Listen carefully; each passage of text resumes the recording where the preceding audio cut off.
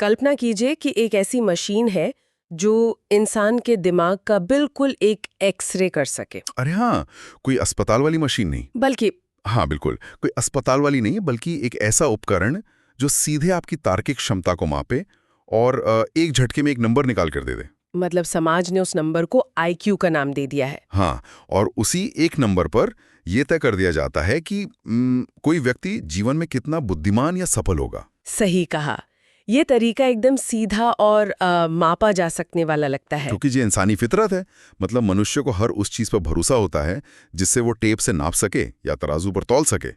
जिस चीज को एक एक्सेल शीट या गणित के फॉर्मूले में नहीं बांधा जा सकता, आधुनिक दुनिया अक्सर उसे सिरे से खारिज कर देती है। बिल्कुल, और यही से हमारी आज की इस गहन चर्चा की शुरुआत होती है। तो आज के हमारे स्रोत हमें एक ऐसे क्षेत्र में ले जाते हैं जो बहुत ही जटिल है। आज हम ओशो के उन दार्शनिक विचारों का विश्लेषण कर रहे हैं जो ये बुनियादी सवाल उठाते हैं कि क्या महिलाओं और पुरुषों की बुद्धिमत्ता यानी इंटेलिजेंस के प्रकार अलग-अलग होते हैं। ये बहुत दिलचस्प सवाल है ना? और हमारा मकसद ये समझना है कि क्या तर्क के अलावा भी दुनिया को समझने के अन्य तरीके हो सकते हैं। लेकिन श्रोताओं, आगे बढ़ने से पहले ये स्पष्ट करना जरूरी है कि आज हम केवल इन स्रोतों में दिए गए ओशो के दार्शनिक विचारों का विश्लेषण कर रहे हैं, उनका समर्थन या प्रचार नहीं। बिल्कुल, ये बहुत जरूरी पॉइंट है। हाँ, क्योंकि ये एक ऐसा विषय है जिसमें समाज में बहुत से मतभेद हो सकते हैं। इसलिए हमारा काम किसी एक पक्ष को सही या गलत ठहराना नहीं है, बल्कि बस उस सामग्री को समझना है जो हमारे सामने है। यानी ये चर्चा ये साबित करने की कोशिश बिल्कुल नहीं कर रही है कि कौन बेहतर है और कौन कमतर। एकदम सही। सुपीरियर और इन्फीरियर की इस थका देने वाली बहस से बाहर निकलकर ये चेतना या कॉन्शियसनेस के अलग-अलग रूपों को समझने का एक प्रयास है। चलिए इसे थोड़ा विस्तार से समझते हैं। जेंडर पर कोई भी बात करने से पहले ये समझना बहुत जरूरी है कि स्रोत बुद्धिमत्ता को असल में परिभाषित कैसे करते हैं। हाँ, क्योंकि परिभाषा ही सब कुछ तय करती है। बिल्कुल, मतलब हम हमेशा बुद्धिमत्ता को केवल तर्क, विश्लेषण और प्रतिस्पर्धा से जोड़कर देखते हैं।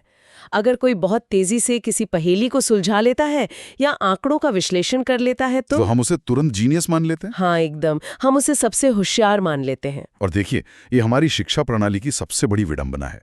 मतलब औद्योगिक क्रांति के बाद से ही दुनिया को ऐसे लोगों की जरूरत थी जो मशीनों की तरह काम कर सकें, जो सिर्फ निर्देशों का पालन कर सकें और तार्किक फैसले ले सकें। इसलिए हमने तर्क को ही बुद्धिमत्ता का सर्वोच्च शिखर मान लिया। तर्क करना, तथ्यों को जोड़ना, निष्कर्ष निकालना, ये सब बहुत महत्वपूर्ण है, लेकिन ये चेतना के बहुत छोटे हिस्से हैं। सोचिए, अगर किसी महान चित्रकार या किसी कवि की बुद्धिमत्ता को हम किसी गणित के टेस्ट से मापने लगें तो वो शायद बुरी तरह फेल हो जाए। बिल्कुल फेल हो जाएगा। लेकिन क्या वो चित्रकार या कवि मूर्ख है? या फिर मतलब क्या हमारी बुद्धिमत्ता की जो परिभाषा है वो ही बहुत सीमित और संकीर्ण हो गई है? यहाँ जो सबसे आकर्षक बात है वो ये है कि ओशो ने बुद्धिमत्ता की इस पूरी परिभाषा को ही पलट कर रख दिया है। अच्छा, कैसे? स्रोतों के अनुसार संवेदनशीलता, अंतर्ज्ञान और ग्रहणशीलता, ये भी बुद्धिमत्ता की ही अत्यधिक परिष्कृत रूप हैं। मतलब इंट्यूशन और सेंसिटिविटी भी एक तरह का इंटेलिजेंस है। बिल्कुल। तार्किक दिमाग दुनिया को टुकड़ों में काटकर समझता है, जबकि अंतर्ज्ञान चीजों को बिना तोड़े उनकी समग्रता में एक साथ देखता है। ये समझना थोड़ा मुश्किल लग सकता है। अंतर्ज्ञान या इंट्यूशन को अक्सर हम बस एक गट फीलिंग मानकर खारिज कर देते हैं। हम कहते हैं कि ये तो बस एक तुक्का है। लेकिन ये कोई जादू या तुक्का नहीं है। अच्छा, तो फिर ये क्या है? इसके पीछे एक बहुत गहरा मनोवैज्ञानिक तंत्र काम करता है। अगर हम इसे आधुनिक विज्ञान के नजरिए से समझें तो तर्क या लॉजिक एक कंप्यूटर के सीरियल प्रोसेसिंग की तरह काम करता है। सीरियल प्रोसेसिंग मतलब एक के बाद एक? हाँ बिल्कुल, ये एक के बाद एक कदम उठाता है, ए के बाद बी और बी के बाद सी। लेकिन अंतर्ज्ञान दिमाग की पैरेलल प्रोसेसिंग की तरह है। Parallel processing? हाँ, यानी ये एक ही समय में अवचेतन स्तर पर हजारों सूक्ष्म संकेतों को एक साथ पढ़ रहा होता है। यानी जब कोई व्यक्ति किसी कमरे में प्रवेश करता है और बिना किसी से बात किए ये भाप लेता है कि वहां का माहौल तनावपूर्ण है। सटीक उदाहरण। मतलब अंतर्ज्ञान चेहरे के सूक्ष्म भावों, शरीर की भाषा, आवाज के उतार चढ़ाव और पिछले अनुभवों के विशाल डेटाबेस को ओशो कहते हैं कि स्त्री चेतना अक्सर इस पैरेलल प्रोसेसिंग या अंतर्ज्ञान के अधिक करीब होती है। और जो ग्रहणशीलता की बात उन्होंने की है, ग्रहणशीलता का अर्थ है तथ्यों से लड़ने या उन पर हावी होने के बजाय अस्तित्व को उसके मूल रूप में स्वीकार करना। तो इस सबका असल में क्या मतलब है? अगर हम ये मान लें कि अंतर्ज्ञान एक बहुत ही प्रामाणिक और तेज काम करने वाला तंत्र है, तो स्रोतों के आधार पर स्त्री प्रज्ञा या फेमिनिन इंटेलिजेंस का असल स्वरूप क्या है? स्रोतों में इसे बहुत ही गहराई से समझाया गया है। हाँ, क्योंकि स्रोतों में कुछ बहुत ही विशिष्ट बातों का जिक्र किया गया है, जैसे कि प्रेम, धैर्य और संबंध परक जागरूकता यानी रिलेशनल अवेयरनेस और करुणा। इसे एक काव्यात्मक बुद्धिमत्ता के रूप में प्रस्तुत किया गया है। संबंध परक जागरूकता इस काव्यात्मक बुद्धिमत्ता का एक बहुत मजबूत स्तंभ है। इसका सीधा अर्थ है अपने आसपास के लोगों की भावनाओं, उनकी अनकही बातों और रिश्तों के बीच चल रहे अदृश्य धागों को समझने की क्षमता। ये तो बहुत ही गहरी बात है ना? तर्क हमें ये बता सकता है कि कोई पुल कैसे बनाना है, लेकिन संबंध परक जागरूकता हमें ये बताती है कि उस पुल पर चलने वाले लोगों के जीवन को कैसे बेहतर बनाया जाए। लेकिन जब हम कहते हैं कि एक बुद्धिमत्ता तर्क आधारित है और दूसरी हृदय आधारित, तो क्या अनजाने में इसका मतलब ये नहीं निकल आता कि एक रूप दूसरे से कमजोर है? ये सवाल अक्सर उठता है, क्योंकि समाज तो अंततः उसी को इनाम देता है जो मुनाफा कमा कर लाए या जो लॉजिकल हो। ये एक बहुत ही स्वाभाविक शंका है जो इस विषय पर उठती है, लेकिन यहाँ हमें स्रोतों के एक बहुत ही बुनियादी सिद्धांत को समझना होगा। अलग होने का मतलब पदानुक्रम या हिरार्की नहीं है, मतलब समानता बनाम विशिष्टता की बहस। हाँ बिल्कुल। इसे ऐसे समझिए, मान लीजिए एक गाड़ी है। तर्क उस गाड़ी के इंजन की तरह है जो उसे ताकत देता है, तेज गति से आगे बढ़ाता है और पहाड़ों को चीर कर रास्ता बनाता है। इंजन तो बहुत जरूरी है, लेकिन अंतर्ज्ञान और संबंध परक जागरूकता उस गाड़ी के स्टीयरिंग व्हील और हेडलाइट्स की तरह हैं। अरे वाह, क्या उपमा है! अगर केवल इंजन हो और स्टीयरिंग न हो तो गाड़ी किसी न किसी दीवार से जा टकराएगी। ये तो तय है। तो क्या हम कह सकते हैं कि इंजन हेडलाइट से सुपीरियर है? दोनों की कार्यप्रणाली बिल्कुल अलग है, लेकिन दोनों एक दूसरे के बिना अधूरे और खतरनाक हैं। यानी किसी महिला को खुद को साबित करने के लिए पुरुष जैसा तार्किक या आक्रामक बनने की जरूरत नहीं है, और न ही किसी पुरुष को अपनी प्रकृति के खिलाफ जाकर अपनी संवेदनशीलता को मारना है। एकदम सही। समानता की इस अंधी दौड़ में हम अक्सर विशिष्टता को नजरअंदाज कर देते हैं। हर किसी को एक जैसा बनने की जरूरत नहीं है। लेकिन देखिए, यहाँ एक बहुत बड़ा रेड फ्लैग भी है। कैसा रेड फ्लैग? अगर हम ये कह रहे हैं कि महिलाओं की चेतना स्वाभाविक रूप से अंतर्ज्ञानी है और तार्किक नहीं है, तो क्या हम सदियों पुरानी उस पितृसत्तात्मक सोच को सही नहीं ठहरा रहे हैं? इससे एक बहुत महत्वपूर्ण सवाल खड़ा होता है, और ये आलोचना पूरी तरह से निष्पक्ष और ध्यान देने योग्य है, जिसका स्रोतों में भी उल्लेख है। क्योंकि इतिहास गवाह है कि इसी एसेंशियलिज्म या रूढ़िवादिता का इस्तेमाल करके महिलाओं को विज्ञान, गणित, राजनीति और सत्ता के पदों से दूर रखा गया। बिल्कुल, ये कहकर कि आप तो बहुत भावुक हैं, आप कठोर फैसले नहीं ले सकती। हाँ, महिलाओं को हमेशा हाशिए पर धकेला गया। अगर हम ये मान लें कि जीव विज्ञान या जेंडर के आधार पर ही इंसान की बुद्धिमत्ता तय होती है, तो ये विचार बहुत समस्याग्रस्त हो सकता है। सही कहा आपने। इंसान बहुत जटिल होते हैं, है ना? कई महिलाओं का तार्किक और गणितीय कौशल बेजोड़ होता है, और कई पुरुष अत्यंत संवेदनशील और अंतर्ज्ञानी होते हैं। इसी कारण से अगर हम ओशो के इन विचारों को एक कठोर जैविक सत्य की तरह देखने लगें, तो ये निश्चित रूप से समाज के लिए हानिकारक होगा। क्योंकि ये कोई रसायन विज्ञान के नियम नहीं है जो हर इंसान के शरीर पर एक जैसे लागू हों। बिल्कुल नहीं। तो फिर इन विचारों का असली मकसद क्या है? अगर ये शारीरिक बनावट के बारे में नहीं है, तो क्या ये सिर्फ एक दार्शनिक रूपक है? इसका जवाब इस बात में छुपा है कि हम मैस्कुलिन और फेमिनिन शब्दों का इस्तेमाल कैसे कर रहे हैं। अच्छा। स्रोतों का गहराई से विश्लेषण करने पर यह स्पष्ट होता है कि यहाँ इन शब्दों का अर्थ पुरुष या महिला के शारीरिक जेंडर से नहीं है। ये उन ऊर्जाओं या आर्केटाइप्स की बात है जो पूरे ब्रह्मांड में व्याप्त हैं। यहाँ ये विषय और भी ज्यादा दिलचस्प हो जाता है।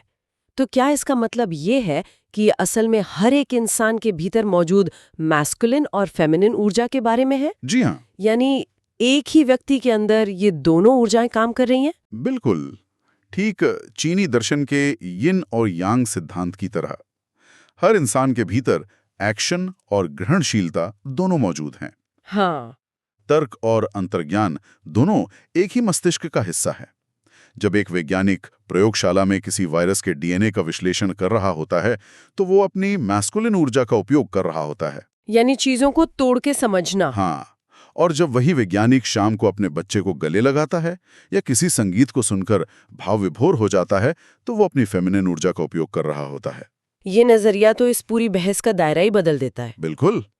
ये बाहर की दुनिया की लड़ाई या पुरुषों बनाम महिलाओं का युद्ध नहीं है, ये तो हमारे अपने भीतर के संतुलन की बात है। और अगर हम इसे व्यापक तस्वीर से जोड़कर देखें तो असली समस्या ये नहीं है कि कौन सी बुद्धिमत्ता किसके पास है। तो असली समस्या क्या है? असली संकट ये है कि हमारे आधुनिक समाज ने एक ऊर्जा को दूसरी ऊर्जा पर पूरी तरह से हावी कर दिया है। आज का समाज केवल निरंतर काम करने, मुनाफा कमाने, दक्षता और उपलब्धि को ही पुरस्कृत करता है। और ये सभी वो गुण हैं जिन्हें ऐतिहासिक रूप से मैस्कुलिन माना गया है। सही कहा। आधुनिक दुनिया एक ऐसी विशाल कॉर्पोरेट मशीन बन गई है जहां केवल उत्पादन की भाषा समझी जाती है। और दूसरी तरफ जो गुण देखभाल, ठहराव, शांति और अंतर्ज्ञान से जुड़े हैं, यानी फेमिनिन बुद्धिमत्ता, उन्हें समाज अक्सर कम आंकता है या उन्हें सीधे तौर पर कमजोरी मान लेता है। ये बहुत सच है।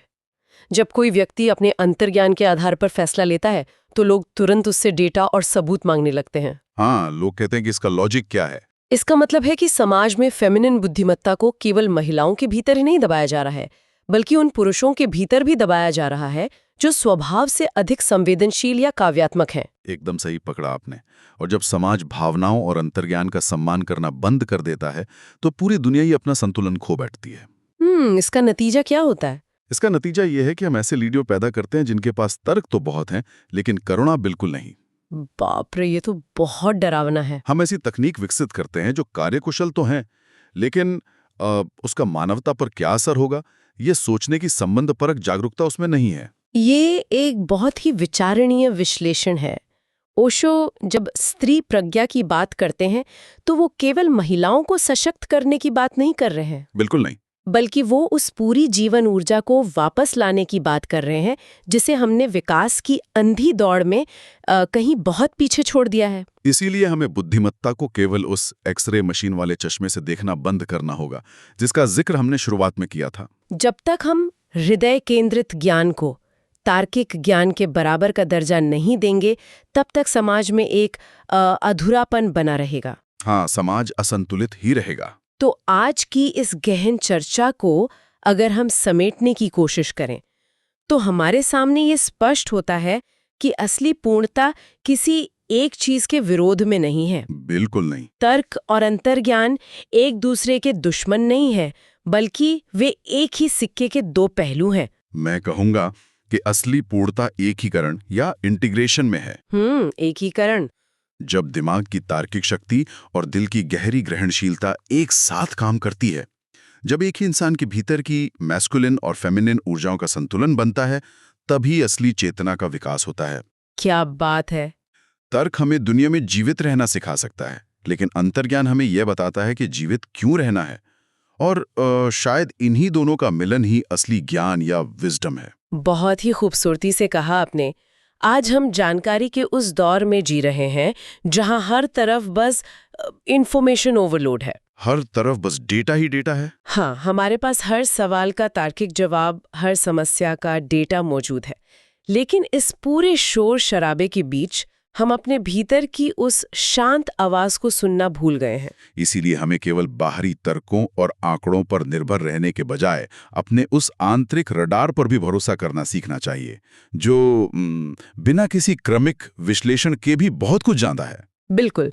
आज के इन स्रोत नोट्स ने बुद्धिमत्ता और चेतना को देखने का हमारा नजरिया ही बदल दिया है। ये वाकई एक आंखें खोलने वाला विषय था। इस विश्लेषण को समाप्त करते हुए सुनने वालों के लिए सोचने का एक बड़ा और अहम विषय ये है कि आज हम ऐसी दहलीज पर खड़े हैं जहां हमने आर्टिफिशियल इंटेलिजेंस यानी AI जैसी चरम तार्किक क्षमता का निर्माण कर लिया है। AI तो शुद्ध तर्क है। बिल्कुल। अगर भविष्य की दुनिया पूरी तरह से एआई के ठंडे, तार्किक और डेटा संचालित एल्गोरिदम पर चलने वाली है, तो क्या इंसानियत को मशीनों से अलग बनाए रखने के लिए ये हृदय केंद्रित स्त्री प्रज्ञा या अंतर्ज्ञान ही हमारा आखिरी और सबसे शक्तिशाली हथियार साबित होगा? ये आने वाले भविष्य का सबसे महत्वपूर्ण दार्शनिक सवाल है, जिसका सामना हम सभी को करना है। इसी विचारोत्तेजक सवाल के साथ हम आज के इस विश्लेषण को यहीं विराम देते हैं। इस सफर में हमारे साथ जुड़ने और इस जटिल विषय को समझने के लिए बहुत बहुत धन्यवाद।